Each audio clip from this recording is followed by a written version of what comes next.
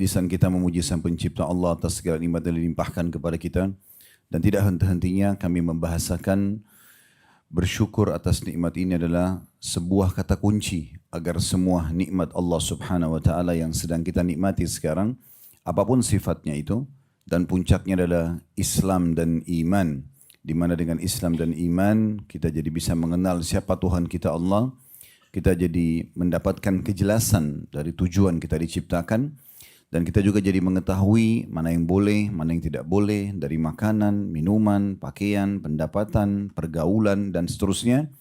Di dunia mendapatkan kebahagiaan karena punya panduan hidup, dan juga di akhirat mendapatkan puncak kenikmatan yang sudah kita yakini sebagai seorang muslim, yaitu masuk ke dalam surga. Dan Allah Subhanahu wa taala memerintahkan kita untuk meyakini bahwa nikmat-nikmat itu dari Allah dan selebihnya bersyukur. Dan Allah Subhanahu wa taala menjadikan kalimat syukur ini dengan kalimat yang sangat mudah untuk diucapkan, alhamdulillah. Maka jadilah orang yang selalu mengucapkan kalimat ini. Selanjutnya kita panjatkan salam hormat kita kepada utusan Allah Nabi besar Muhammad sallallahu alaihi wa ala alihi wa sahbihi wasallam, sebagaimana Allah telah perintahkan kita untuk mengucapkan salam hormat ini, dan sebagai balas jasa dari kebaikan manusia terbaik ini, beliau telah menghabiskan 23 tahun dari masa hidupnya untuk agama ini, 13 tahun di Mekah semuanya dengan hinaan, cacian, dan puncaknya diusir dari kampung halamannya. Dan kita tahu bagaimana pedihnya seseorang kalau diusir dari kampung halamannya, serta juga 10 tahun fase Madinah semuanya penyempurnaan agama. Dan akhirnya sampailah kepada kita syariat Allah Subhanahu wa taala dengan sempurna pula. Al-Quran sudah diterjemahkan dalam berbagai macam bahasa, setiap muslim bisa mempelajari dan memahami apa yang Tuhannya inginkan, serta juga disempurnakan tata cara dan syarat-syarat serta rukun-rukunnya melalui hadis-hadis Nabi SAW. Oleh karena itu sangat wajar setelah memuji Allah kalau kita selalu membacakan salam hormat kepada beliau. Baik, melanjutkan bahasan buku kita yang berjalan sebulan sekali, kurang lebih 80 langkah cerdas agar selamat dari siksa neraka. Dan kembali saya ingatkan tentang judul kita. Teman-teman sekalian, sebagai seorang muslim kita punya 6 rukun iman, dan rukun iman yang kelima yaitu iman tentang hari kiamat. Dan ini satu paket. Wajib kita yakini dari prosesi kematian yang semua akan datang kepada kita, sesehat apapun badan kita, ya, sesehat apapun lingkungan, makanan dan minuman yang kita jaga, olahragawan, semuanya pada saat ajal datang akan meninggal. Dan sudah ada, mungkin bisa kita bahasakan, miliaran manusia yang sudah meninggal sebelum kita. Mungkin jauh lebih tampan, lebih cantik, lebih kaya, lebih pintar, lebih segala-galanya. Siapa yang tidak mengetahui tentang Fir'aun dan Namrud, dua raja yang terkenal dengan kelebihan fisik, kekayaan, harta, keturunan, dan seterusnya. Tapi akhirnya meninggal juga. Begitu juga dengan banyak olahragawan, ya, Bruce Lee, siapa yang tidak kenal, ahli bela diri, meninggal juga. Begitu juga dengan orang-orang yang beriman kepada Allah Subhanahu wa taala, para nabi-nabi, para sahabat, yang memang mereka mengikuti panduan Allah Subhanahu wa taala juga meninggal. Begitu juga dengan kita. Jadi jangan selalu lalai dan menganggap diri kita, oh karena badan saya masih sehat, saya mungkin belum mati. Padahal sebenarnya setiap saat bisa saja dia sakit, bisa stroke, bisa ditabrak, bisa dibunuh oleh orang, bisa kena gempa bumi, bisa segala macam hal yang mendatangkan kematian datang, atau mungkin lagi duduk saja. Saya sering mengingatkan teman-teman kalau ada waktu untuk melihat YouTube, jangan hanya tontonan-tontonan yang justru melemahkan iman, tapi bagaimana tonton yang bisa menambah iman. Di antaranya coba ketik tentang masalah mati tiba-tiba misalnya. Bukan untuk menakut-nakuti diri, tapi untuk menyadari kalau ini adalah sebuah fakta. Kematian itu sebuah fakta dan dia sangat misterius, kita nggak tahu kapan datang. Cuma Nabi SAW sudah menyampaikan kepada kita, kalau Allah ingin merenggut nyawa seorang hamba, maka Allah akan di satu tempat, maka Allah akan membuat dia punya hajat di tempat itu. Jadi pasti dia akan mati di waktu itu, di tempat itu. Bagaimanapun keadaannya. Apakah dia meninggal di udara di atas pesawat dengan meledak, atau kecelakaan pesawat, atau mungkin di darat dengan kecelakaan kendaraan, atau lagi sakit parah di rumah sakit dan mungkin tidak sadar, atau mungkin lagi makan di meja makan, lagi duduk ngobrol sama temannya, dan segala macam hal keadaan yang kita sudah tidak asing lagi, bisa kita lihat fenomena dalam kehidupan manusia ini. Mati itu kemudian akan ada prosesi pencabutan ruh, lalu kemudian menujulah ke alam barzah, atau barzah ini diistilahkan atau terjemahkan dalam Al-Quran dengan dinding pemisah antara kehidupan dunia ini dengan kehidupan nanti pembangkitan hari kiamat. Dan nanti di sana kuburannya seseorang di antara kita, kalau dia selama di dunia cerdas, ya sekali lagi saya ulangi cerdas, ini kita bahas 80 langkah cerdas. Dia mengisi setiap detik waktunya dengan hal-hal yang diperintahkan oleh Allah Subhanahu wa taala. Dia meraih yang terbaik dari janji-janji Allah, dengan sholat, dengan puasa, dengan sedekah, dengan haji dan umroh, dengan bakti sama orang tua, jenguk orang sakit, jujur, amanah dan seterusnya. Dari ibadah ke ibadah yang lain termasuk majelis ilmu misalnya. Dan juga dia jauhkan dirinya dari segala macam pelanggaran, maka akan menjadi taman dari taman surga kuburannya. Atau dia terus dengan kelalaiannya, terus saja dengan menganggap remeh, nggak apa-apa, ya sudahlah, selalu begitu. Akhirnya dia terlalaikan dan datanglah hukuman Allah Subhanahu wa taala, dimulai dari hukuman di dunia dia, kemudian juga di alam barzah dan puncaknya nanti di akhirat sana. Kemudian Nabi SAW mengingatkan dalam hadis bahwasanya kalau orang beriman kuburannya akan menjadi taman dari taman surga. Dia bisa menikmati bau wanginya surga itu, dia bisa melihat surganya. Jadi berapa ratus tahun nanti dia di alam barzah, begitulah berapa ratus tahun dia menikmati surganya tapi belum bisa masuk ke dalamnya. Makanya Nabi SAW menggambarkan kuburan orang beriman taman dari taman surga. Dan Nabi SAW bersumpah atas nama Allah, beliau bersabda dalam salah satu hadisnya, demi zat yang jiwaku dalam genggamannya, sungguhnya seseorang di antara kalian nanti, maksudnya orang beriman, lebih mengenal istananya di surga daripada rumahnya di dunia. Kenapa? Karena di alam barzah kita setiap hari melihat surga kita. Jadi nanti istana kita pada saat nanti dibangkitkan kemudian mau masuk dalam surga, kita sudah tahu, oh ini istana saya. Bahkan batas tanahnya dari mana ke mana, jenis bangunannya, pelayan-pelayannya, kebun-kebunnya, pakaian akan dipakai, dipan-dipannya dan segala macam hal. Itu dia akan lihat semuanya. Kata Nabi SAW dalam hadis Bukhari, kalau dia sudah menjawab pendataan mungkar dan nakir, dibukakan baginya pintu neraka, lalu dia ketakutan. Lalu malaikat mengatakan, lihatlah dari apa Allah selamatkan dirimu, kemudian ditutup, lalu dibukakan pintu surga. Lalu malaikat mengatakan, ini tempat kau sekarang, maka si mayit ini orang mukmin akan mengatakan, ya Allah cepatkan waktu karena aku ingin ke surgaku. Lalu Allah Subhanahu wa taala berfirman, bentangkan permadani dari surga, sehingga sampailah kepada dia bau wangi surga tersebut. Maka jadilah kuburannya taman dari taman surga. Atau semasa hidup berisikan dengan segala macam pembangkangan, kekufuran, kesyirikan, kemunafikan, perbuatan-perbuatan yang tidak dicontohkan oleh Nabi SAW, sibuk dengan hal-hal yang tidak jelas faedah atau manfaat yang bisa didapatkan secara syar'i, maka atau secara agama, maka akhirnya kuburannya menjadi lubang dari lubang neraka dan akan disiksa di alam barzah itu. Dalam banyak hadis yang cukup mengerikan yang kata Nabi SAW, nanti di alam barzah itu orang-orang kafir atau orang yang memang dasarnya kena hukuman karena banyaknya dosa yang mereka tidak tobat selama di dunia, akan dipukul oleh malaikat dengan sebuah besi. Yang besi itu kalau seluruh jin dan manusia bersatu untuk membalikkan saja mereka tidak akan mampu. Kemudian dihantamkan ke orang ini, maka dia akan teriak dan semua makhluk Allah mendengarkan teriakan tersebut kecuali jin dan manusia. Cuma kita saja nih sama jin yang ditutupi kupingnya nggak bisa dengar teriakan yang keluar dari kuburan.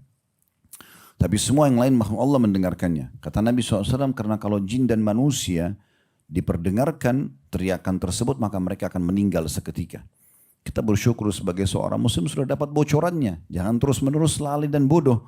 Merasa, masa bodoh tidak mau tahu majelis ilmu, datang kapan mau, kapan ada waktu. Nggak dijadikan sebagai prioritas. Sholatnya, tutup auratnya, pendapatan halalnya. Ini semua nanti akan ada konsekuensi dari perbuatan tersebut. Beruntunglah orang yang beriman dan sudah dapat bocorannya. Toh juga di dunia ada fakta, orang-orang yang beriman dan patuh kepada Allah bahagia. Mereka bisa menggunakan pakaian yang bagus, mereka bisa memiliki kendaraan yang bagus, punya pendapatan yang bagus, tidak ada larangan sama sekali. Ya, dan istilahnya atau boleh menikmati yang halal, boleh menikmati selama itu halal. Sebanyak apapun hartanya, setinggi apapun titelnya, setinggi apapun jabatannya, semua boleh dalam Islam. Yang penting halal. Berarti dunia biar kita bisa nikmati. Di alam barzah dan di akhirat dapat yang terbaik. Kenapa nggak jadi seperti ini? Kalau orang beriman di dunia terkekang, nggak bisa makan, nggak bisa minum, nggak bisa biologis, nggak bisa segala macam, dan sangat terhina misalnya, mungkin cukup berat. Dan hanya ada janji yang kita belum lihat di akhirat sana. Tapi enggak, di dunia kita bisa nikmati. Lalu kenapa harus menjadi orang kafir? Kenapa harus menjadi para pelaku pembangkang atau maksiat? Kenapa nggak jadi orang baik saja? Ini sering kami ingatkan. Kalau teman-teman mau hijrah menjadi orang baik, jangan setengah-setengah. Memang betul sekaligus jadi orang baik. Soleh atau soleha, 100%. Dan semua keburukan ditinggalkan. Sehingga Anda bisa menikmati keimanan tersebut.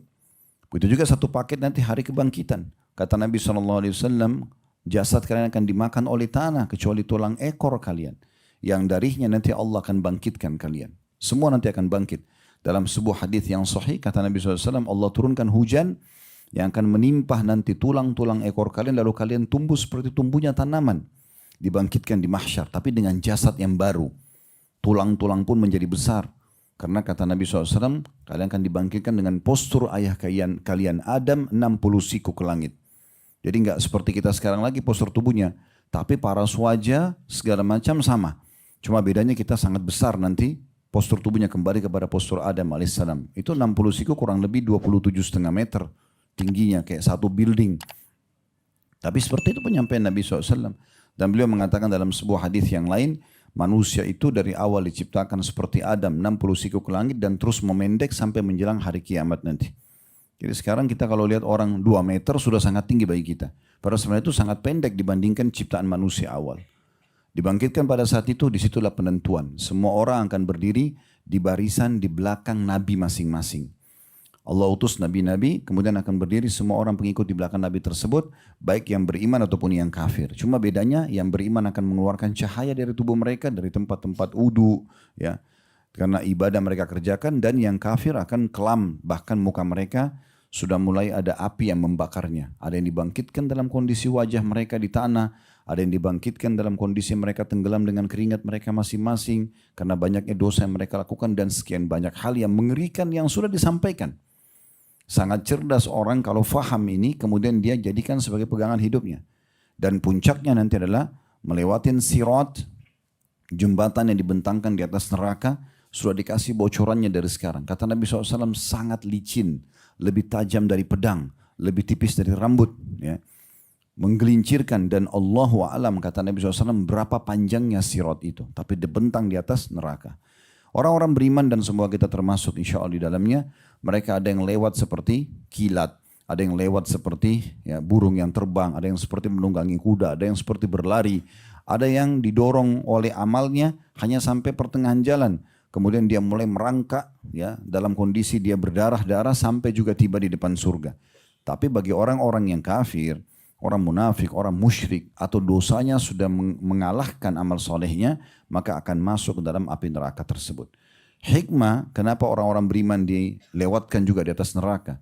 Karena gambarannya adalah neraka dulu, dibentangkan sirat, surga setelah neraka tersebut. Agar setiap orang beriman pun menyadari betapa dahsyatnya neraka itu. Di saat dulu dia kufur, kalau dia kufur, dia maksiat kepada Allah, tidak taubat, maka ini akibatnya.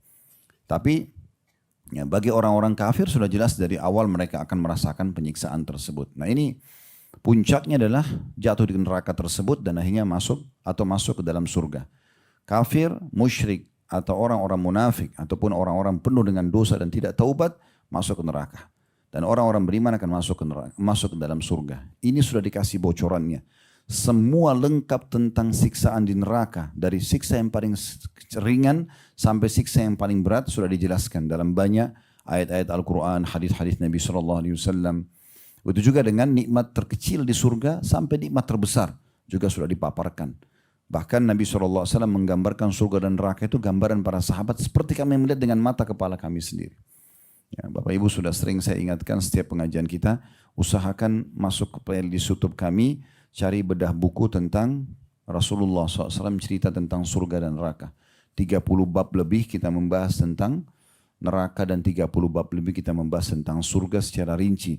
Maka sering ulang-ulangi ceramah itu. Ya. Ya, sering ulang-ulangi supaya kita tahu, oh saya kalau bakti, patuh sama Allah dapat ini. Oh saya kalau melanggar akan diancam dengan itu. Nah, salah satu yang kita bedah dalam buku kita ini adalah bagaimana kita mendapatkan keselamatan dari siksa neraka nanti yang puncaknya di sana. Dan sudah saya jelaskan juga teman-teman sekalian, sering saya ulangi dan akan saya ulangi, kalau neraka dan surga sudah ada dari sebelum diciptakan manusia. Kita ini makhluk terakhir. Sebelum kita bahkan di dunia ini, sebelum Nabi Adam dan Hawa alaihimussalatu wassalam, ayah dan ibu kita yang pertama diciptakan oleh Allah, sudah ada golongan jin. Makanya iblis sudah ada pada saat itu dan tidak mau sujud kepada Allah. Dan para malaikat sudah ada. Semua hewan-hewan, tumbuh-tumbuhan, air, gunung ini sudah ada jauh sebelum manusia. Jadi kita ini makhluk terakhir, ya. Maka jangan terus lalai dengan kelalaian-kelalaian ini. Fakta-fakta ini sudah ada. Setiap ada bisikan untuk membuat ragu, baca a'udzubillahi minasyaitonirrajim. Dan kejar selalu majelis ilmu. Karena majelis ilmu seperti ini akan membuat kita sadar, oh iya ternyata ada. Nah gitu. Jangan nanti tiba-tiba sudah datang malaikat maut baru kita menyesal. Nah kan gitu. Dan kita sudah membahas kurang lebih 20 ya, kiat cerdas untuk selamat dari api neraka. Yang lalu kita sudah membahas tentang pentingnya pergaulan dengan orang-orang saleh. Ya, ini saya ingatkan kembali, penting sekali komunitas. Kalau ibu-ibu di sini akhwat kita jalan pakai jilbab sendiri saja dia jalan, akan beda sekali perasaan dan percaya diri dia di saat dia berjalan dengan 2 orang pakai jilbab. Akan beda sekali kalau 3 orang pakai jilbab. Akan beda sekali kalau 10 orang semuanya pakai jilbab, apalagi modelnya yang sama misalnya. Atau jilbab yang sudah jelas menutup aurat dengan rapi, biasa orang bilang dengan jilbab syar'i. Pasti lebih percaya diri dengan komunitas itu. Itu juga dengan ikhwah kita. Ya, bapak-bapak misalnya, sendiri ke masjid beda dengan kalau kita sudah 2 orang ke masjid, 5 orang ke masjid. Itu pasti beda. Komunitas ini penting. Sebagaimana orang-orang yang jauh dari agama Allah, orang fasik, ahli maksiat dan orang kafir, mereka bentuk komunitas. Kenapa kita tidak bentuk komunitas? Harusnya kita bersama dengan orang-orang baik. Dan penting sekali, jangan kalau mendapatkan satu muamalah atau satu interaksi negatif dari pengajian misalnya. Seperti ini, misal semoga tidak terjadi. Tapi ada orang, dia masuk di pengajian, dia kenalan dengan satu orang, bapak-bapak misalnya sama bapak-bapak atau ikhwah sama ikhwah, ibu-ibu sama ibu-ibu misalnya. Kenalan sama seseorang, ternyata orang itu penipu. Jangan ini dijadikan tolok ukur, oh pengajian buruk juga. Enggak, orang itu yang buruk. Karena ini kadang-kadang syaitan hiasi seperti itu. Kita temui ada satu orang yang jahat, ada satu orang yang pendusta, ada satu orang yang tidak baik di pengajian misalnya di masjid. Kalau kita jadikan tolok ukur, oh berarti pengajian begitu. Ini keliru, ini enggak adil namanya. Sebagaimana juga, ya, kalau kita bertemu dengan orang mungkin yang jauh dari agama, ya mungkin dia masih belum sholat segala macam, lalu kita mengatakan, oh orang ini buruk, berarti semua orang begini buruk. Mungkin belum sampai padanya dakwah. Kita harus betul-betul bisa adil dalam masalah seperti ini. Ya. Majelis ilmu akan selalu mendatangkan keberkahan, komunitas yang sehat juga itu selalu mendatangkan keberkahan. Ya. Jadi selalu masuk di grup atau buat grup yang grup itu ada faedah menambah keimanan. Selama tidak ada, tidak usah hadir di grup tersebut. Ya, ini grup WA, di medsos, nggak perlu. Kenal orang oke, tapi terlibat di situ bahaya sekali. Sering saya ulangi dan akan selalu saya ulangi. Ya. Ingat, tugas kami sebagai dai hanya bisa bicara seperti ini Bapak Ibu sekalian. Saya tidak mungkin datang ke rumah Bapak Ibu setiap hari ketuk-ketuk, ayo sholat, ayo jaga begini dan begitu. Semua ustadz-ustadz akan sama. Mengingatkan dirinya dan juga mengingatkan jemaahnya. Maka harus engah nih. Ya. Jadi jangan sampai kita terlalaikan. Ya. Kita ini manusia makhluk sensitif. Sangat sensitif. Sering saya kasih contoh kalau ingat. Saya kalau pegang meja ini, kain ini saya bisa bedain dan Bapak Ibu juga sama. Kain ini kasar atau lembut seketika. Betul nggak? Ini sekarang kita pegang, oh ya kasar. Oh ya ini lembut seketika. Mata kita bisa bedain, oh ini terang, ini gelap seketika. Ini sekarang terang nih. Kalau tiba-tiba ruangan ini kita matikan semua lampunya. Detik itu juga kita bisa langsung bilang gelap kan. Hidung kita bisa bedain mana wangi, mana bau busuk seketika. Oh ini wangi, semprot parfum, wangi. Terus kita lewat di satu tempat yang baunya tidak sedap, maaf, kita akan mengatakan baunya busuk seketika. Ya, telinga kita bisa bedain mana intonasi keras dan lembut seketika. Ya. Bahkan saking sensitifnya manusia, kita sangat mudah menilai orang ini baik atau buruk hanya mungkin dengan senyumnya dia atau muamalah yang sebentar saja. Gitu kan? Kaki kita juga sama, menginjak sesuatu kita bisa bedain ya. Ini kasar, ini lembut, ini panas, ini dingin. Lidah kita bisa bedain, oh ini manis, ini asam seketika. Jadi jangan pernah bilang, oh saya tidak terpengaruh. Itu nggak mungkin. Saya berteman sama mereka ini, oh tapi walaupun mereka jauh dari agama tapi saya tidak terpengaruh. Itu nggak mungkin. Mustahil nggak terpengaruh. Ya. Apa yang kita tonton dengan mata kita, apa yang kita dengar dengan kuping kita, apa yang kita ucapkan dengan lisan, apa yang dijamah oleh tangan, dilangkahi oleh kaki akan berpengaruh. Sensitif sekali. Duduk 2 jam, 1 jam di pengajian begini, ada pengaruhnya pasti. Kita sensitif, apa yang dibahas akan berpengaruh. Begitu juga kalau kita duduk dengan orang-orang yang menceritakan tentang dosa dan pelanggaran dia, kita akan terpengaruh, otomatis itu. Ya, jadi bentuk komunitas yang baik. Itu yang kita bahas yang lalu dan cukup panjang lebar kita papar masalah itu. Baik, kita akan masuk teman-teman sekalian pada siang ini insya Allah. Semoga Allah berkahi waktu kita di di 80 langkah ya. Cerdas menjauhkan atau selamat dari api neraka. Yang ke-21 masalah menjauhi dusta. Nah, cuma di sini saya tidak tahu kenapa penulis tidak menulis satu dalil pun di situ ya. Tapi tetap akan kita bedah karena metode yang saya gunakan sebagaimana saya jelaskan dari awal, kalau setiap angka yang ditulis sebagai poin akan kita jelaskan walaupun tidak ada dalil ya. Baik, saya akan membahas tentang masalah dusta ini. Teman-teman sekalian, Islam ini dan juga para penganutnya kaum muslimin, memang Islam mengajarkan akhlak-akhlak mulia dan penganutnya juga punya kewajiban untuk mengambil akhlak-akhlak tersebut. Di antaranya adalah jujur. Ya, jujur dalam segala hal. Dan itu merupakan ciri khas. Apa yang nampak di wajah seorang muslim dan muslimah, maka itulah yang ada dalam hatinya. Dia suka, dia tampakkan suka. Dia tidak suka, apa yang nampak itu dalam hati itu juga tidak suka. Tidak akan berwajah dua, beda dengan orang munafik. Ya. Kalau kita diberikan, atau kalau kita misalnya sampai ulama bahas begini, kalau seandainya ada orang yang lapar nih, muslim, lapar. Tapi karena dia malu ditanya, apakah anda lapar? Dia bilang enggak. Itu enggak boleh, dusta. Enggak boleh. Iya, saya lapar. Kenapa harus bohong? Enggak perlu bohong. Kadang-kadang kita hanya karena tidak enak sama orang. Karena dia yang bertanya. Beda mempermalukan diri itu kalau kita yang ucapin tanpa ada orang tanya. Ya. Iklan nih, saya lagi lapar, mana makanannya? Kan mungkin. Tapi kalau kita lagi ditanya, ya memang saya belum makan, tapi nggak masalah, mungkin saya tunda makan saya nanti. Bisa saja. Apakah anda lapar? Ya sedikit lapar misalnya. Ya bisa, selesai. Kenapa harus bohong? Padahal yang sepele seperti itu pun, ya itu tidak boleh bohong. Yang merupakan lawan jujur tadi. Ya. Sementara jujur ini adalah hal yang sangat ditekankan. Oleh karena itu baginda Nabi SAW memiliki satu ciri khas yang luar biasa. Beliau sebelum diangkat menjadi Nabi, Allah Subhanahu wa Ta'ala sudah muliakan beliau. Pemuliaannya ini dengan sifat yang luar biasa. Ya, sifat yang luar biasa yaitu jujur. Ya, yaitu jujur. Ya. Baik, kita akan coba panjang lebar bahas ini teman-teman sekalian. Coba kita buka dulu. Ya, karena kita sedang membahas menjauhi dusta ya.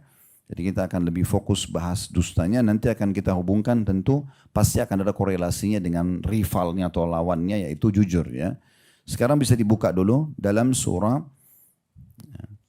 Az-Zariyat, surah nomor 51 ayat 10 sampai ayat 11.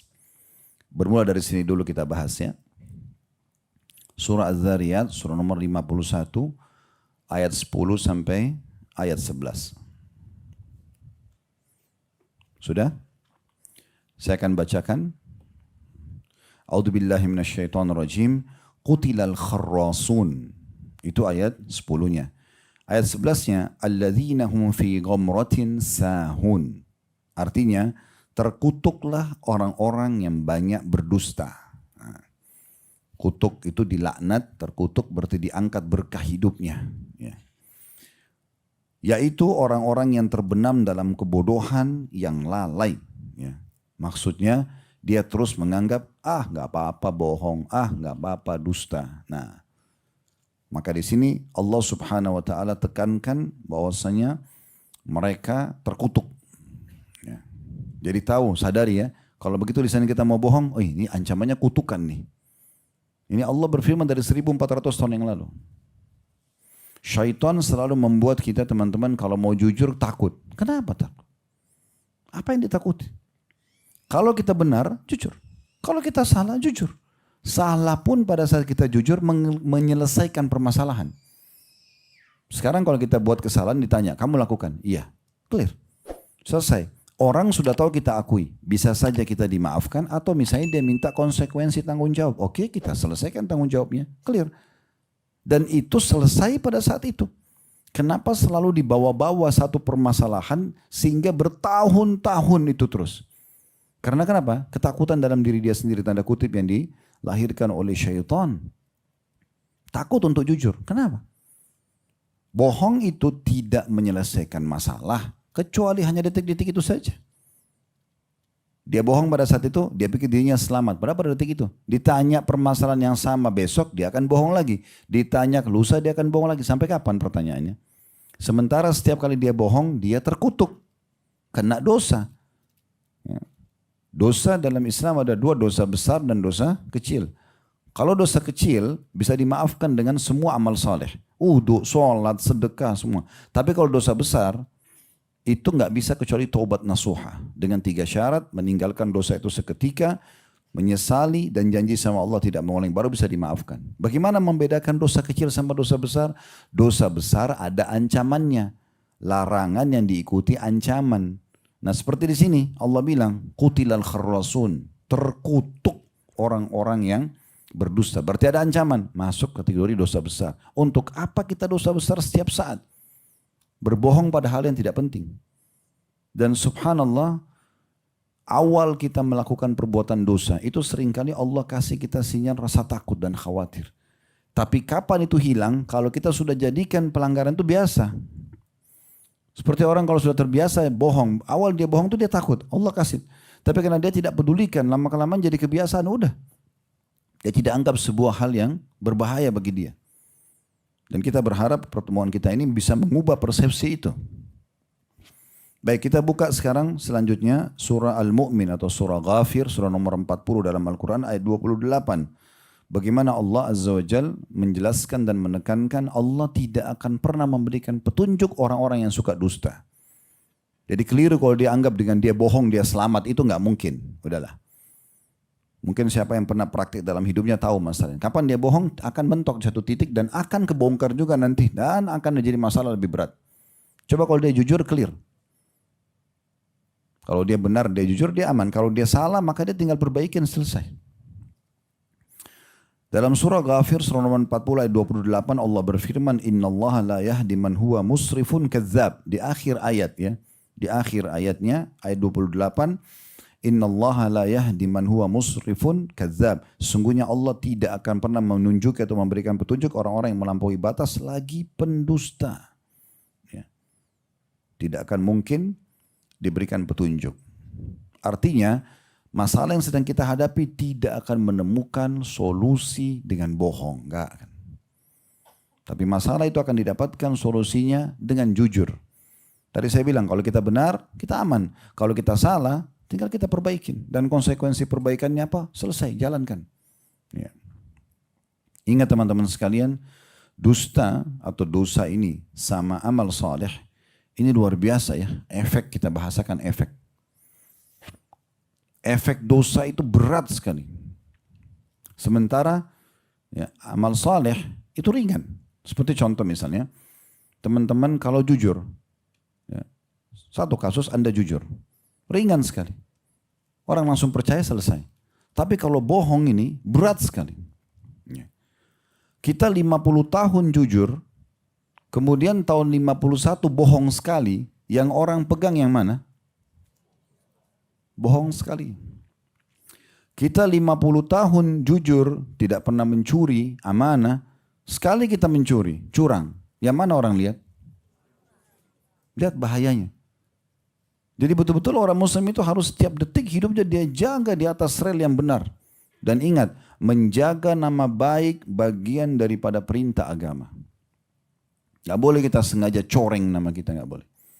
Kecuali orang lain yang sengaja memfitnah kita, itu urusan dia. Tetapi kita tidak boleh sengaja menjurumuskan diri kita, orang lain menilai kita negatif, nggak boleh dalam Islam.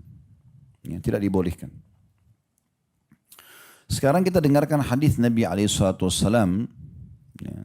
Tentu kalau dalam ayat Al-Quran cukup banyak, tapi kita pegangi tadi itu, cukupkan insya Allah. Sekarang kita masuk ke hadis Nabi SAW. Ada sebuah hadis yang mulia yang menunjukkan kalau bohong dosa besar, dusta itu dosa besar. Supaya kita tahu dosa besar itu berat sekali. Ya. Hukumannya bisa datang berat dan juga syarat untuk membersihkannya tadi saya bilang. Kita harus segera meninggalkannya, menyesali dan janji sama Allah tidak mengulanginya lagi, baru bisa dimaafkan. Kalau tidak, berarti kalau meninggal akan ada konsekuensi hukum, atau bahkan selama hidup ada konsekuensi hukum. Dalam sebuah hadis yang sahih kata Nabi SAW, ala unabbiukum bi akbaril kabair thalathan. Mau enggak aku tunjukkan kepada kalian induk dosa besar? Dan beliau mengulangi sebanyak 3 kali. Qalu bala ya Rasulullah, para sahabat mengatakan tentu wahai utusan Allah. Kami pasti mau dengar. Apa itu induk dosa besar? Dosa besarnya sudah berat, apalagi induknya. Qala al-isyraku billah. Yang paling pertama adalah syirik kepada Allah. Menyekutukan Allah dengan makhluk. Ya, seperti contoh paling jelas orang-orang Mekah dulu di masa Nabi SAW. Mereka tahu Ka'bah rumahnya Allah. Mereka tawaf untuk Allah. Tapi mereka datangkan patung sebagai sekutu Allah. Mereka berdoa sama Allah, berdoa juga sama patung itu. Ya, di masa kita sekarang cukup banyak itu. Berdoa sama Allah, berdoa juga minta sama orang mati di kuburan. Ya, berdoa sama Allah tapi masih pakai jimat-jimat. Nah, masih bergantung pada kertas atau batu atau apa saja. Nah, ini bisa syirik kepada Allah. Ini bahaya banget ini. Ya. Makanya Imam Nawawi rahimahullah mengatakan, sungguh aku heran dengan orang yang minta-minta kepada kuburan walaupun itu kuburan orang saleh. Sebab yang dalam kuburan adalah manusia seperti dia yang sudah jadi tulang belulang. Para nabi-nabi saja kita masih doakan. Bukankah setiap kali kita sebutkan nabi disunnahkan kita baca alaihi salatu wassalam, Nabi Muhammad SAW sallallahu alaihi wasallam. Bukankah para sahabat sering diulangi radhiyallahu anhum, ridwanullahi alaihim. Orang yang sudah mati kita sering mengatakan almarhum atau rahimahullah, ya, doakan. Walaupun dia orang soleh. Nah, kita doakan. Jadi bukan kita yang minta pada orang mati itu. Hati-hati. Yang kedua, wa uququl walidain. Kemudian durhaka pada kedua orang tua. Setelah syirik, durhaka. Jangan pernah bantah kedua orang tua. Jangan pernah kurang ajar sama mereka. Merendah, mengalah, dahulukan mereka. Mumpung hidup. Kalau di sini yang masih punya orang tua hidup, saya dua-duanya sudah meninggal. Sudah tertutup pintu itu. Walaupun masih bisa, tapi tidak seluasa kalau mereka masih hidup. Kalau sudah meninggal masih bisa kita doakan, istighfar, umroh dan haji masih bisa. Tapi sebatas itu. Kalau masih hidup, bisa kita bawain makanan, bisa bawain minuman, bisa kita duduk hibur dengan buat mereka tersenyum, bisa kita pijat badannya, bisa kita berikan baju, sepatu, tas, apa saja. Mobil, rumah, senangkan. Dan Allah mengatakan dalam surah Isra, wala taqul lahum uffin, jangan pernah ucapkan kalimat ibu ini, ayah ini. Wala tanharuma, jangan hardik mereka berdoa. Qul lahum qaulan karima, dan ucapkan kepada mereka perkataan yang santun. Wakhfid lahum janaha dhulli minar rahmah, dan merendahlah kamu kepada keduanya. Wa qur rabbirhamhuma kama rabbayani shaghira, dan ucapkanlah, ya Allah rahmatilah mereka, jagalah mereka, kasihani mereka sebagaimana mereka mengasihi aku di masa kecil. Dan doa ini berlaku walaupun orang tuanya sudah meninggal dan mereka ya belum sempat mengurus si anak ini. Karena cukup sperma ayah dan sel telur ibu pada saat bertemu dan ibu bersabar 9 bulan sudah cukup. Itu adalah harus kita bakti seumur hidup kita. Baru yang ketiga, ini yang jadi saksi bahasan kita. Wajalasa wa kana muttaki'an. Nah, pada saat Nabi SAW sampaikan tentang syirik dan durhaka sama orang tua, beliau tadinya ya, duduk. Tadinya beliau muttaki. Muttaki itu meletakkan siku di tanah, kakinya ngelonjor. Mesti sedikit agak santai Nabi sampaikan. Tapi tiba-tiba beliau duduk. Mengubah posisi untuk menyampaikan dosa yang ketiga. Ya, ini berarti berat banget. Lalu kata Nabi SAW, ala wa qaulaz zur. Dan ingat, dosa besar yang ketiga induknya adalah dusta. Bohong ini. Jadi tadi syirik dengan durhaka sama orang tua yang begitu berat, Nabi masih duduk santai. Begitu mau sampaikan dusta, beliau duduk. Ya, tadinya santai langsung duduk tegak untuk menarik perhatian audiens di depannya. Dan perawi hadis ini menyampaikan juga tentang metode itu supaya sampai kepada kita bagaimana dahsyatnya dusta dilarang dalam Islam. Karena di sini wajalasa wa kana muttaki'an. Tadinya dia muttaki', dia santai, Nabi SAW kemudian tiba-tiba duduk. Lalu beliau mengatakan ala wa qaulaz zur. Dan ingatlah perkataan dusta. Qala fama zala yukarriru hatta qulna laitahu sakat. Dan Nabi SAW terus mengulang-ulangi ini sampai kami ya berharap Nabi diam. Nabi ingatkan, ingat induk dosa-dosa besar, syirik kepada Allah, durhaka pada orang tua, dusta. Bayangkan Bapak Ibu sekalian kalau 1 jam kita isi materi, ini aja yang saya ulangi. Telinganya kita jadi bengkak. Ya. Bapak Ibu ingat, syirik, durhaka sama orang tua, dusta, terus saya ulangi. Ini perkataan para sahabat, bukan mereka tidak ingin menerima sabda Nabi SAW, tapi karena Nabi ulangi terus, mereka mengatakan seakan-akan udah kami sudah faham ya Rasulullah. Jadi mungkin bisa diam gitu ya, tapi mereka tidak bisa ucapin itu. Maksudnya di sini menggambarkan bagaimana Nabi SAW ingin audiensnya betul-betul faham ini induk dosa besar, berbahaya sekali buat kalian, jangan dilanggar, jangan lakukan. Nah seperti itu penyampaiannya. Dan hadis ini tentunya hadis yang sahih diriwayatkan Bukhari di nomor 2654 dan juga 2 kali Imam Bukhari ulangi di nomor 5976 serta Imam Muslim juga sebutkan di nomor 143. Kemudian ada juga hadis yang sangat dahsyat teman-teman sekalian tentang masalah hukuman yang akan ditimpahkan nanti bagi orang yang pendusta ini. Di akhirat nanti ya. Dalam sebuah hadis tentang masalah perjalanan Nabi SAW pada saat beliau Isra Mi'raj ya. Di saat itu beliau diperlihatkan banyak sekali jenis-jenis siksaan. Ya. Dan salah satunya adalah tentang masalah pendusta ini. Dalam sebuah hadis yang sahih, kata Nabi SAW itu panjang lebar hadis ini, kita ambil saksi bahasannya saja. Karena Nabi SAW mengatakan datang 2 malaikat kepadaku kemudian membawaku lalu diperlihatkanlah siksaan ini, siksaan itu. Ya para pezina, para pemabuk, para pemakan riba dan seterusnya. Wanita yang tidak berhijab banyak sekali. Kalau kita baca tentang jenis siksaan yang diperlihatkan kepada Nabi SAW pada saat Isra dan Mi'raj itu. Tapi diantaranya pada saat beliau diperlihatkan para pendusta ini. Beliau mengatakan fa'ataina ala rajulin ya, mustalqin liqafahu. Lalu kami, maksudnya aku dan para malaikat yang sedang mendampingku, kata Nabi SAW, ya, itu mendatangi seorang laki-laki yang berbaring terlentang. Diperlihatkan begitu. Terlentang. Ya.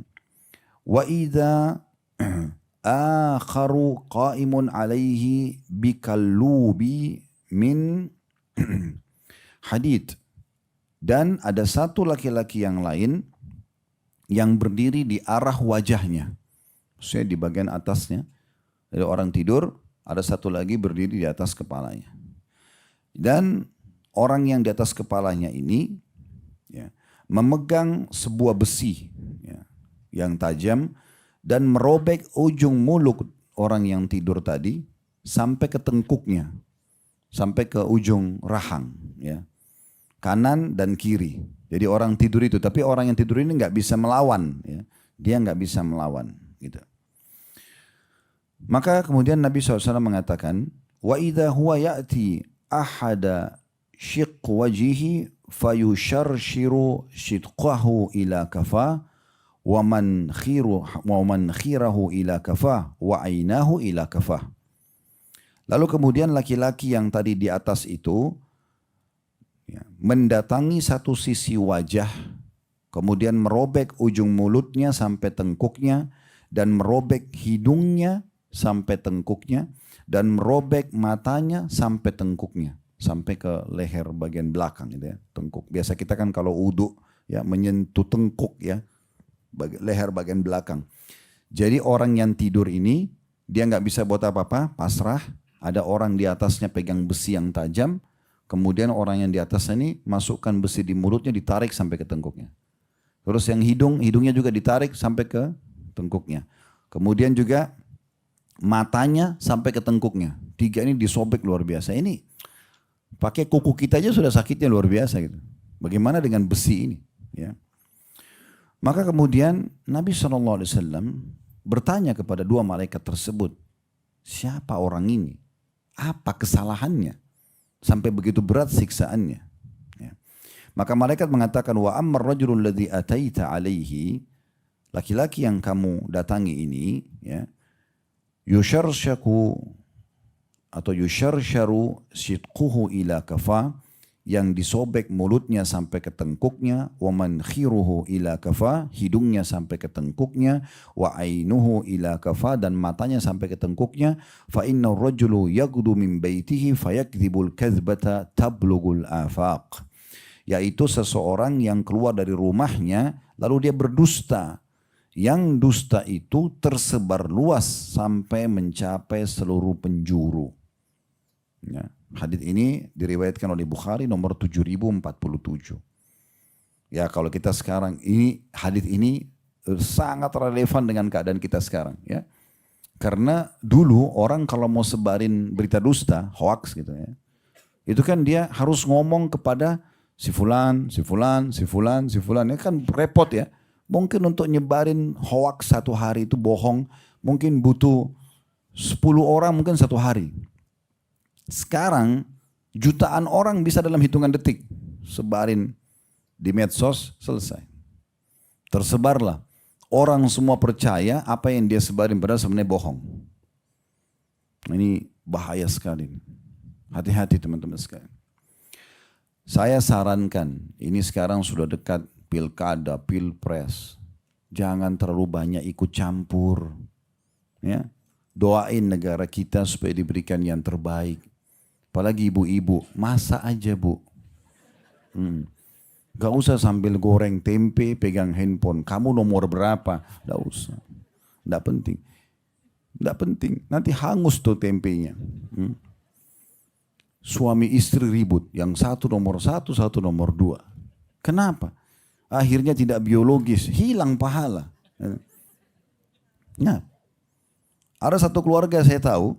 Di setiap kali pilpres pasti satu keluarga beda pilihan semua. Ribut. Anak sama orang tua pun ribut. Saudara sama saudara ribut. La haula wa la quwata illa billah. Kenapa? Kita ribut, mereka senang-senang saja. Tidak ada masalah bagi mereka di atas. Menang kalah bagi mereka biasa saja. Kenapa kita yang ribut ini? Yang jadi masalah kadang-kadang untuk mendukung apa orang yang dia suka, biar hoax sebarin aja. Hati-hati yang jadi tim sukses ini. Ya. Nasihat lillahi ta'ala. Kalau berita benar, tidak apa-apa disebarin. Kalau untuk menjatuhkan orang, berita bohong untuk apa? Ingat hadis Nabi SAW, hadis sahih. Siapa yang sengaja mencari-cari aib seseorang, Allah akan bongkar aibnya dari dalam rumahnya sendiri. Ada saatnya nanti. Hati-hati. Di dunia akan ada itu, di akhirat lebih berat lagi. Tidak ada manfaatnya buat kita, jangan ikut campur. Milih-milih aja, selesai. Tapi jangan sampai kita ikut-ikutan, nyalain ini, nilai itu, enggak usah. Syaitan lagi bermain nih sekarang. Ya. Ratusan juta orang masyarakat Indonesia sekarang ini akan dibuat benci sama si fulan, benci sama si fulan. Apalagi bencana ini akan membawa pada apa? Kan ketidaksimpatikan akan membuat kepada kebencian. Kebencian akan membawa pada kebohongan. Oh itu pasti. Ujungnya pasti akan membohongi. Orang itu buat begini, itu enggak benar. Dia bohongkan. Ya. Ini bahaya sekali. Dan kita tahu teman-teman sekalian, kalau dusta ini adalah tanda-tanda orang munafik. Orang mukmin tidak boleh bohong, dia jujur. Kalau orang munafik jelas. Dan kalau ada orang beriman atau orang muslim berdusta, ada pada dirinya tanda-tanda kemunafikan sampai dia taubat. Hadits yang masyhur kan itu. Yang kata Nabi SAW dari hadits Abu Hurairah radhiyallahu anhu, ayatul munafiki thalath. Tanda-tanda orang munafik. Munafik itu Allah jelaskan dalam Al-Quran, innal munafikina fid darkil asfali minan nar. Orang-orang munafik itu di dasarnya neraka. Siksaan paling berat itu pada orang munafik. Kalau orang kafir, jelas kan? Jelas di kekafirannya. Orang munafik ini pura-pura Islam. Berwajah dua. Makanya dia lebih berat hukumannya. Tapi kalau ada orang bukan rusak secara akidah, ya, nifaq i'tiqad namanya. Jadi dia bukan karena pura-pura Islam. Kayak di masa Nabi SAW ada Abdullah bin Abi Salul gitu kan. Dia memang pura-pura, memang dia ngaku muslim tapi dia bukan muslim. Allah bongkar kedoknya dan banyak pengikutnya di masa Nabi SAW. Di perang Uhud kalau kita tahu, dia mengajak 300 orang, kan tadinya pasukan muslim 1000. Jadi sisa 700, kenapa? Karena Abdullah ini ngajak 300 orang, teman-temannya munafik semua pulang untuk menjatuhkan semangat muslimin. Mereka pikir begitu. Padahal sebenarnya justru Allah inginkan kebaikan. Karena kalau mereka ada di pasukan umat Islam, mereka bisa berkhianat kan gitu. Justru Allah pulangkan mereka, mereka niatnya menjatuhkan semangat, tapi malah sebaliknya, malah menolong umat Islam.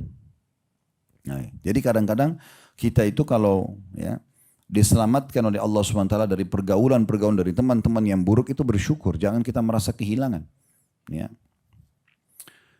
Jadi kata Nabi SAW, tanda-tanda kalau ada orang beriman, itu kan tadi kalau munafik yang tulen ya. Tapi kalau ada orang beriman tapi dia masih punya sifat munafik ini, berarti ada tanda-tanda kemunafikan pada dirinya sampai dia taubat. Bahkan ada 4 hal kalau bergabung pada dirinya, pasti dia munafik tulen kata Nabi SAW. Kita mulai dulu dari hadis ini. Kata Nabi SAW, ayatul munafiki salat, tanda-tanda orang munafik ada 3, idza haddatsa kadzab. Yang paling pertama Nabi ingatkan kalau dia berbicara dia berdusta. Yang bisa dipegang dari manusia apa?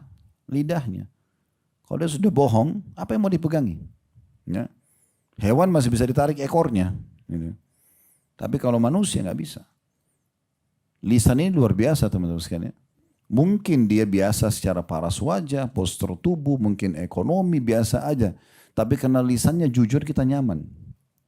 Mungkin orang itu cantik, gagah, tapi dusta, kita jadi tidak nyaman. Ya. Jadi itu ciri yang pertama. Yang kedua, wa idza wa'ada akhlaf. Kalau dia berjanji dia pungkiri. Nah, orang munafik. Ya. Datangnya iya, tapi nggak datang. Ya. Nah, kalau nggak bisa datang, bilang dari awal nggak bisa. Saya nggak bisa. Saya kalau ditawarin Ustaz isi pengajian di sini, oh saya langsung jawab saya nggak bisa. Tolonglah Ustaz, memang gak bisa, jadwalnya gak bisa. Jadi dari awal selesai clear. Ustaz tolong datangnya ada acara pernikahan ini. Oh maaf saya gak bisa. Dari awal. Orang yang kenal saya sudah tahu pribadi itu. Saya memang gak pakai basa-basi. Enggak, iya. Clear, selesai. Untuk apa jadi PR buat kita? Karena merasa gak enak. Kita Indonesia ini kadang-kadang suka banyak gak enaknya tapi salah tempat. Gak enak itu kalau kita ambil haknya orang lain. Itu gak enak benar. Buat dosa sama Allah itu benar gak enak. Gitu. Tapi kalau nggak enak, minta maaf, nggak enak mau minta maaf. Karena nggak enak. Daripada dihisap hari kiamat, nggak ada pakai nggak enak di situ. Maafin saya langsung clearkan. Mungkin setelah itu 1 detik kita mati, dituntut sama di hari kiamat. Pahala sholat kita diambil untuk apa? Hanya karena nggak ucapin maaf?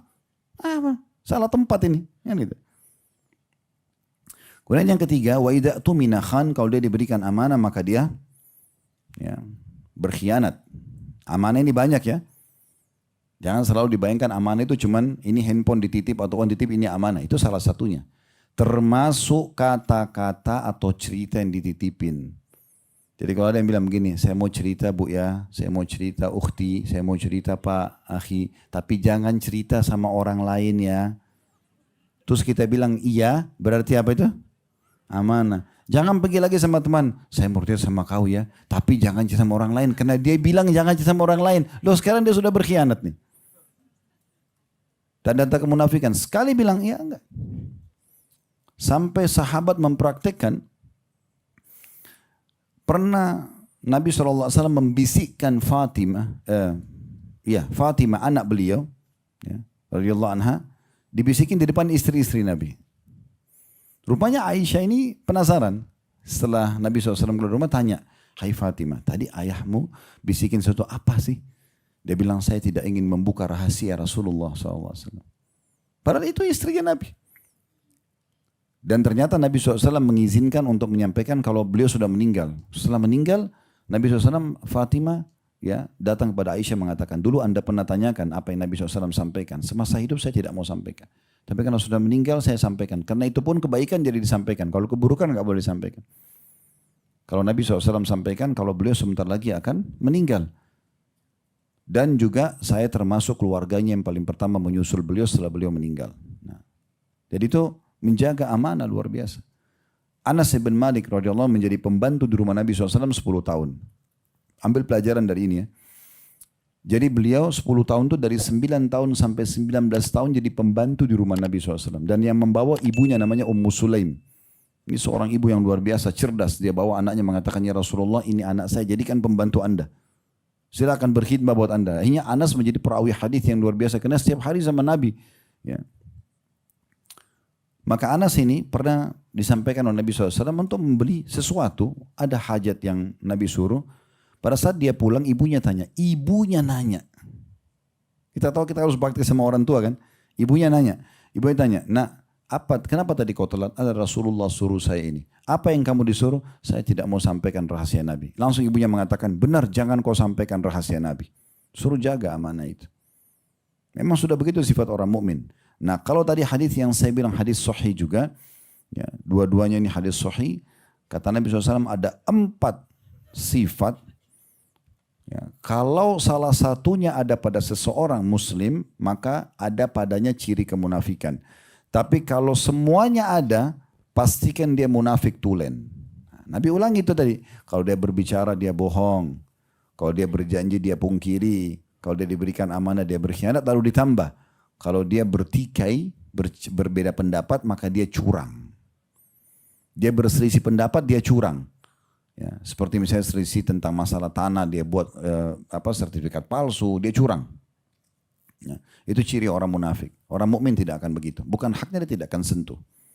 Ya, walaupun seteguk air kalau bukan punya kita sebagai seorang muslim, kita tidak akan minumnya.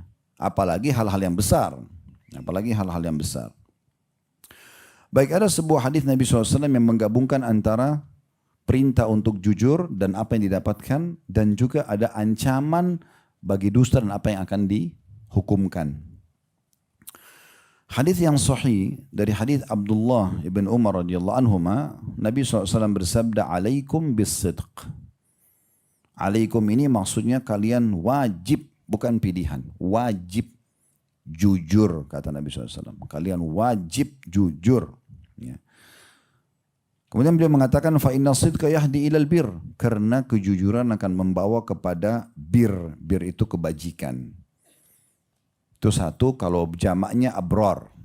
Allah bilang dalam Al-Quran innal abrar lafi na'im. Orang-orang yang bir, yang bakti ini yang baik akan masuk ke dalam surga. Kata Nabi SAW, alaikum bis-sidq, kalian wajib bukan pilihan untuk jujur. Jujur saja. Ya. Dalam hadis yang lain, as-sidqu tuma'ninah. Jujur akan membawa kepada ketenangan jiwa. Fa inna sidqa yahdi ilal bir, karena kejujuran akan membawa pada kebaikan. Tidak akan ada mudaratnya buat kalian.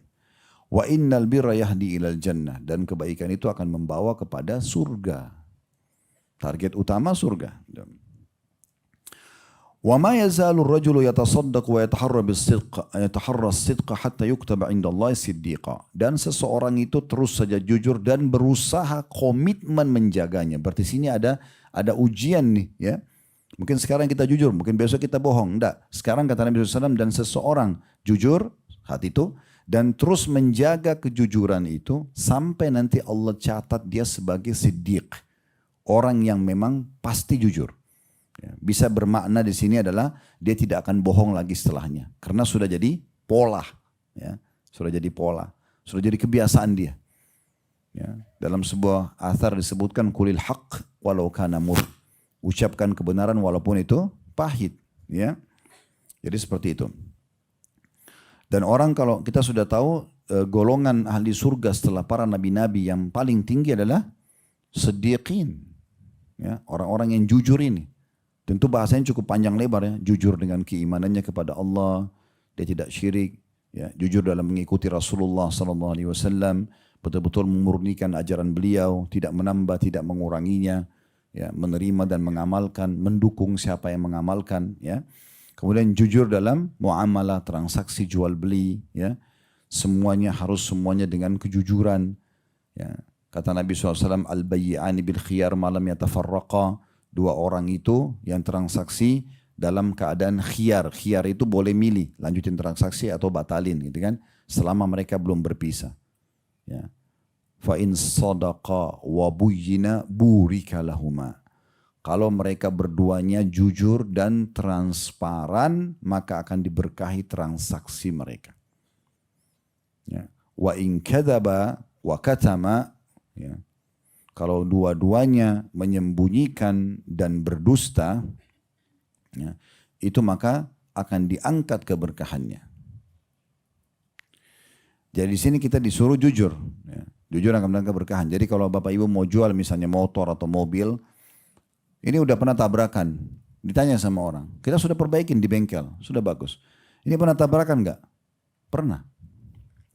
Di bumper bagian depan, tapi saya sudah perbaikin, silakan dicek. Dengan jujur, burika lahum, akan diberkahi nanti. Yang jual akan jadi transaksinya, yang beli juga akan ada keberkahan. Berkah maksudnya akan mencukupi dia. Ya. Tapi kalau pernah tabrakan enggak? Enggak pernah. Pernah sudah 7 kali tabrakan ini. Enggak pernah. Pastikan orang cuma ambil nomor telepon, pergi, enggak ada transaksi selesai. Enggak akan ada. Muhyah, dalam hadis itu muhyat atau apa barakatuh, kurang lebih seperti itu, akan diangkat keberkahannya. Baik, selanjutnya kata Nabi SAW, ya, jadi tadi wajib jujur akan bawa pada kebaikan, nanti kamu akan tentram hidup, di dunia akan dapat pahala selama jujur, dan juga di akhirat dapat balasan yang baik. Kemudian kata Nabi SAW, dan orang terus saja jujur sampai dia dicatatkan oleh Allah sebagai orang yang sedik, memang sudah jadi pola hidupnya, ya, dan akan membawa ke surga. Lalu kata Nabi SAW, wa iyyakum wal kadhib, dan wajib kalian tinggalkan bohong. Fa innal kadhiba yahdi ilal fujur, karena bohong akan membawa kepada kemaksiatan. Fujur itu banyak maknanya, pelanggaran, pembangkangan, kemaksiatan, gitu kan, keburukan. Wa innal fujura yahdi ilan nar, dan keburukan itu akan bawa kepada neraka nanti. Wa ma yazalu rajulu yakdzibu wa yataharral kadhiba hatta yuktaba indallahi kadzdzaba. Dan seseorang berbohong dan terus saja berbohong setelahnya, karena memang bohong ini akan mendatangkan bohong yang setelahnya sampai Allah catat dia sebagai pendusta. Sudah catat pendusta ini susah berubah karena sudah pola, gitu ya, sudah pola. Ini bahaya sekali. Ya. Dan hadis ini hadis sahih diriwayatkan Imam Muslim di nomor 2607. Ya. Kemudian teman-teman sekalian, Nabi SAW mengingatkan kita dalam banyak sekali hadis-hadis beliau tentang pentingnya menjaga lisan ini. Jadi baik itu dari bohong atau yang lainnya ya. Misalnya bertutur kata yang kasar, menghina, mencaci maki, semuanya pokoknya. Tapi puncaknya bohong. Puncaknya bohong. Nah biasanya pembohong itu umumnya kasar. Suka mencaci maki, biasanya begitu. Ya. Jadi semua tidak boleh. Jadi orang mukmin itu memang jujur lisannya, lembut tutur katanya, tertata dengan rapi. Dia tidak akan ucapkan kecuali yang ada manfaatnya. Ya. Sebagaimana Imam Syafi'i rahimahullah mengatakan dalam statement yang menarik. Ya. Beliau mengatakan setiap orang, ya, atau jika seseorang mau bicara, maka sebelum dia mengucapkan kata-katanya itu harusnya dia berpikir dulu. Berpikir dulu. Jika tampak jelas maslahatnya, benar ini akan mendatangkan kebaikan buat dia. Di sini sesuai dengan kebaikan dipandang oleh agama ya, maka dia bicara. Dan jika dia ragu-ragu, maka dia tidak bicara sampai jelas maslahatnya. Sebagian ulama salaf juga mengatakan, semua tutur kata yang belum diucapkan, maka masih jadi pemiliknya ya, orang tersebut. Misalnya kita ini jengkel sama orang atau kita mau mengucapkan dusta, kita masih belum ucapkan, berarti masih milik kita kan. Berarti masih ada di diri kita. Bisa kita telan, batalin, selesai. Yang jadi masalah ini kalau sudah terlanjur diucapkan, ini seperti bola liar, sudah milik orang semuanya. Sekali kita lempar kebohongan, jadi bola liar dia. Sekali kita caci maki orang, jadi bola liar. Dan selalu saja, ya, sebagaimana seorang penyair mengatakan, kurang lebih terjemahnya dalam bahasa Indonesia, ini penyair mengatakan, kalau engkau titip emas pada orang, pastikan tidak akan bertambah. Tapi kalau engkau titip kata-kata, pastikan bertambah. Nah, kita titip emas 1 kilo sama orang, kira-kira dia mau baik hati tambah jadi 2 kilo? Kan tidak mungkin. Dikurangi mungkin ya. Tapi kalau kata-kata nih, ya, kita ucapin satu kata nih, kita cerita apa nih sama orang, maka pastikan orang yang mendengar itu akan menambah 2 kata, 2 kalimat. Ya, 2 baris. Ada orang yang Masya Allah kita titipin 1 baris kata dia 2 lembar gitu kan. Dan itu umumnya orang seperti itu kalau tidak bertakwa kepada Allah Subhanahu Wa Taala. Apalagi dalam diri manusia ini ada sifat penasaran ya. Sekarang kalau Bapak Ibu tidak gunakan keimanan, misal contoh, ini contoh saja. Kita lagi lewat, ada satu orang lewat di jembatan. Dia lihat ke arah sungai itu tapi sedikit dengan heran wajahnya misal. Dia nggak ngomong apa-apa nih. Ada orang lewat, ini kalau orang tidak beriman sama Allah atau mungkin kurang imannya, dia mungkin memang suka ya cari informasi apa nih yang kira-kira bisa dia dijual sama orang ya. Maka dia akan lihat orang ini. Walaupun orang itu tidak bicara dia akan pergi. Maka dia akan penasaran cari apa yang dilihat sama orang ini tadi. Gitu. Ada orang ketiga datang lalu bertanya apa yang kau lihat? Oh ada buaya. Misal. Dia akan bisa ucap, padahal sebenarnya tadi orang pertama nggak bilang apa-apa nih. Orang yang kedua pergi, orang yang ketiga sudah tangkap ada buaya. Datang orang yang keempat, ada apa? Oh buaya wujud manusia. Nah, banyak sekali di Indonesia. Saya berapa kali pergi ke pedalaman gitu ceramah. Oh di situ ada keyakinan masyarakat Ustaz, di kampung ini katanya ada buaya kepala manusia. Dari mana ini? Hah? Kalau ada sudah seluruh dunia kamera datang sekarang. Mana buaya kepala manusia ini? Belum pernah Allah ciptakan dan tidak akan pernah ada. Tapi dibuat rekayasa begitu. Maka syaitan hiasi. Saya pernah kasih contoh ya. Kalau Bapak Ibu lewat di satu rumah, rumah itu pernah ada orang bunuh diri. Pagarnya jaraknya 10 meter. Kalau kita lewat di situ, syaitan ada di situ akan bisikin kita. Ya. Itu yang bantung bunuh diri itu perempuan rambutnya panjang, matanya belalak, keluar darah dari hidungnya. 10 meter itu supaya kita takut. Karena kalau kita takut, setannya ini nanti akan bisa menguasai kita. Pada saat kita takut, ya benar mungkin. Gak usah lihat Begitu kita lihat betul penampakan itu. Jadi yang lihat itu cuma yang takut atau percaya sama syaitan. Orang beriman mustahil. Selama Bapak Ibu perbaikin akidahnya, yakin kepada Allah, syaitannya yang takut. Gak bakalan dia nampakin diri. Mustahil itu. Ya. Karena di sekitar kita sekarang banyak syaitan ini. Ini syaitan sekarang marah sama saya karena saya bongkar kedoknya. Ya. Tapi biarin aja. Karena emang Allah suruh jadi musuh dia. Gitu kan. Tapi memang kita gak lihat syaitan gak.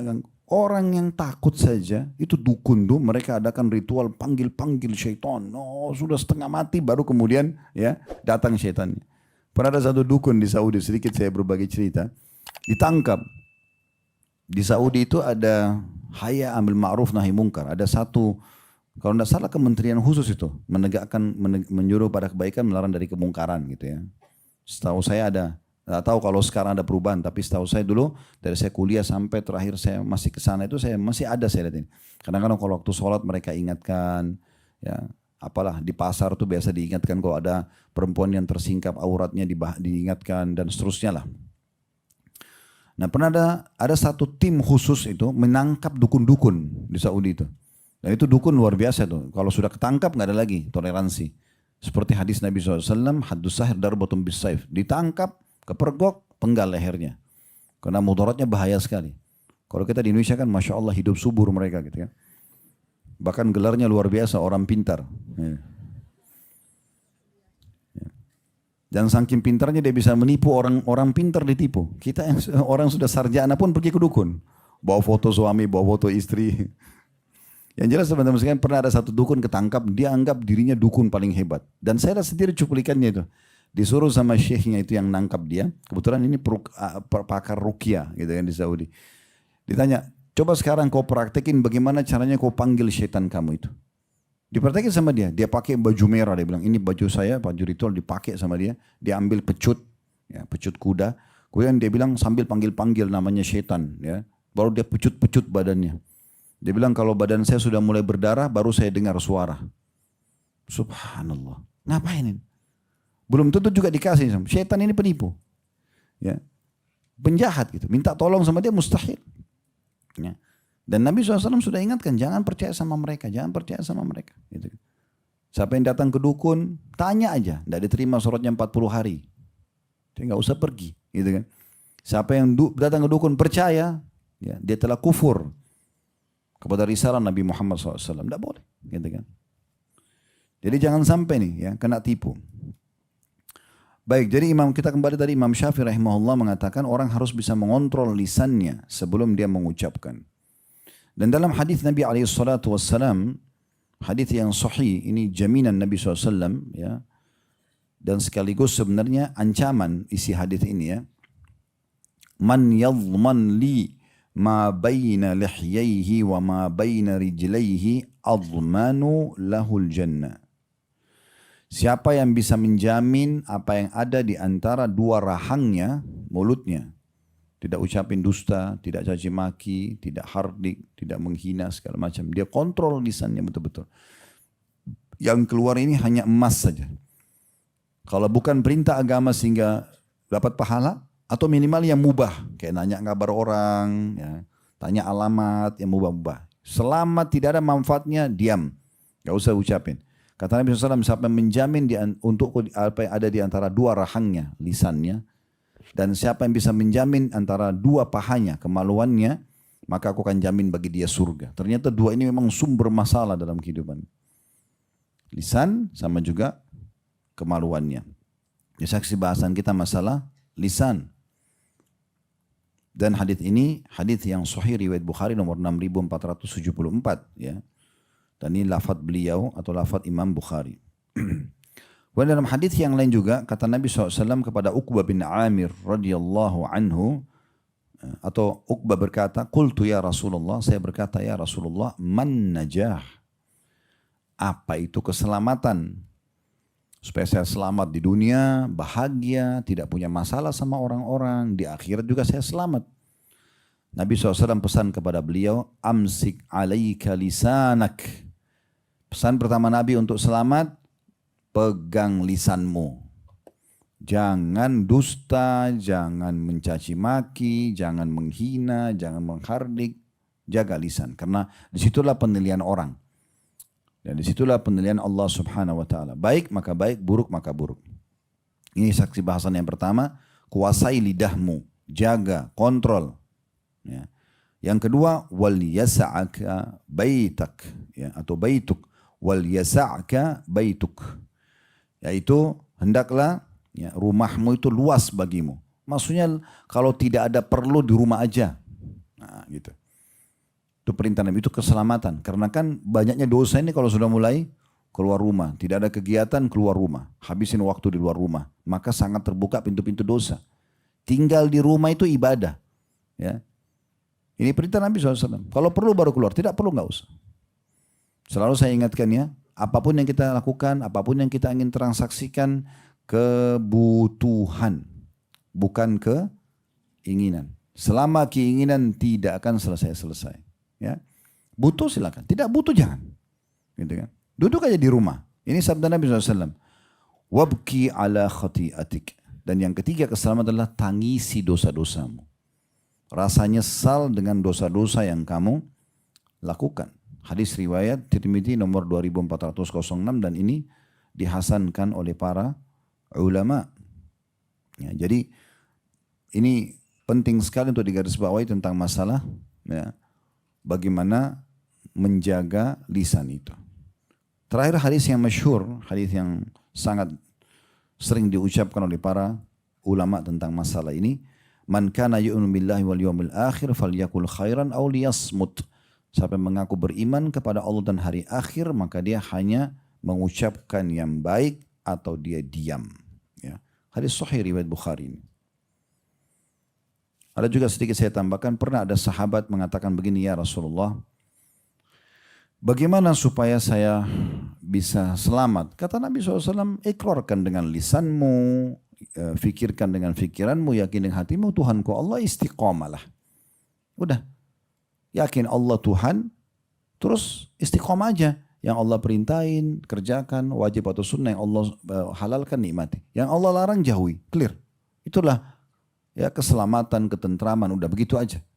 Lalu orang itu mengatakan begini, ya Rasulullah, apa yang paling Anda khawatirkan bisa merusak itu? Kan ini secara sederhana kan udah beriman Tuhan Allah kayak kita sekarang sudah beriman. Udah tinggal nikmatin yang halal dan kerjakan perintah dan tinggalkan yang haram. Clear, selesai. Sampai mati masuk surga. Di dunia bahagia, di akhirat bahagia. Tapi orang ini cerdas, dia mengatakan, ya Rasulullah, kira-kira apa yang paling anda khawatirkan bisa membuat saya nggak bisa begini. Nggak bisa ini. Mengganggu iman saya kepada Allah, saya nggak bisa istiqomah. Nggak bisa konsisten dalam ketaatan dan meninggalkan haram. Maka Nabi SAW tarik lidah beliau. Beliau tarik lidah yang mengatakan, hadza, ini. Ini aja nih. Ini jadi masalahnya. Selama orang bisa kontrol lisannya, dia hanya ucapkan zikir kah, berdoa kah, ya, nasihat kah, sesuatu yang baik atau yang mubah tadi saya bilang, tanya alamat, tanya kabar orang, ya. Maka itu cukup. Hendak yang lain diam. Nggak perlu. Gitu. Selama nggak perlu nggak usah. Ya, ini penting sekali. Kalau begitu Ustaz kita nggak bisa bercanda. Boleh, kan bercanda mubah. Kata Nabi SAW, saya juga bercanda. Tapi saya tidak ucapkan kecuali kebenaran. Ya. Jadi Nabi SAW juga bercanda dengan para sahabat. Karena itu mubah, boleh. Cengkrama antara suami istri, bercanda dengan anak-anak, bercanda sama teman-teman boleh saja. Orang pengajian tidak ada masalah. Dalam Islam bukan kaku juga, enggak. Tapi jangan bohong. Jangan menertawa, buat orang tertawa tapi dengan berita bohong, enggak boleh. Makanya itu ada ancamannya ya. Itu ada ancaman berat sekali bagi orang yang sengaja bohong. Sementara dia ya, hanya tujuannya membuat orang lain tertawa. Itu tidak boleh sama sekali. Ya. Itu ada larangan yang sangat tegas berhubungan dengan masalah ini. Bahkan kalau tidak salah diistilahkan dalam hadis itu dengan wail. Wail itu kayak kecelakaan, kebinasaan. Orang yang sengaja membuat orang lain tertawa sementara dia sendiri dengan berita bohong, dia sampaikan dengan berita bohong. Dan sekian banyak teman-teman sekalian, cukup banyak dalil-dalil berhubungan dengan masalah ini. Maka yang paling penting saya simpulkan adalah langkah cerdas kita selamat dari api neraka yang ke-21 adalah menjauhi dusta. Mulai hari ini kita selalu jujur saja. Ada juga satu hadis mungkin yang saya perlu sampaikan berhubungan dengan masalah bohong ini supaya saya nggak ditanya lagi sih. Ya. Karena saya berharap tidak ada pertanyaan sebenarnya. Pulang jujur, amalkan, mati masuk surga. Selesai, jangan banyak nanya. Ya. Begitu kalau pengajian. Oh renungi, oh ini ilmunya, amalin, selesai. Jangan begitu dulu di majelis ilmu yang pertama, oh ini yang saya mau tanya, oh ini yang saya mau tanya. Padahal mungkin akan dijawab nanti. Seringkali pertanyaan banyak menumpuk masuk di panitia, ternyata pertanyaan itu sudah dijawab di pengajian karena dia waktu dari awal sudah nulis pertanyaan duluan gitu. Dengarin dulu, fokus dulu. Jadi kalau nggak perlu nggak usah nanya, ya. Nggak penting bertanya, yang penting gitu. Mudah sekali kok. Dengarin ilmunya, oh ini benar, oh ini dalilnya. Oh saya dapat ini kalau saya kerjakan. Oh saya kena ancaman ini kalau saya langgar. Udah pulang amalin. Mati masuk surga selesai. Ya, simple aja gitu. Ya. Baik kita perlu garis bawahi teman-teman sekalian bahwasanya orang yang jujur itu adalah bagian daripada perintah agama dan sangat ditekankan mulai sekarang kita belajar dan juga kita menghindari dusta tersebut.